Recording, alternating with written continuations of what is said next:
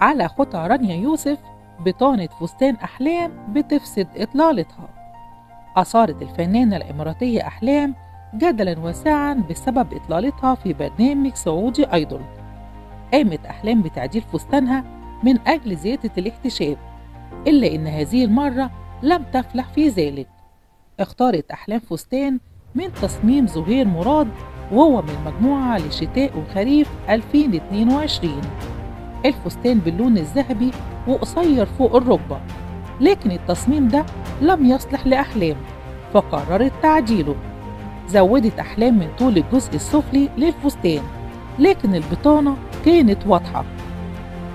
الجزء العلوي من الفستان كان مناسب جدا لأحلام، لكن الجزء السفلي لم يكن موفقا، فلم تلقى إطلالة أحلام استحسان المتابعين، على الرغم من إنها ليست المرة الأولى اللي بتقوم فيها أحلام بتعديل فساتينها من أجل أن تناسبها وتزيد الاحتشام.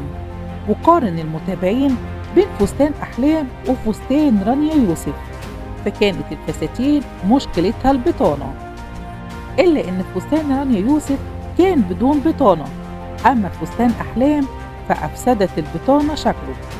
وتصدر اسم أحلام الترند خلال الأيام الماضية، خاصة بعد فقدانها الوزن بشكل واضح وتعديل إطلالتها لتبدو بشكل أصغر سناً. ورجح بعض المتابعين خضوع أحلام لعمليات التجميل من أجل أن تبدو أصغر سناً، إلا إنها صرحت بأنها فقدت الوزن فقط وقامت بتعديل إطلالتها.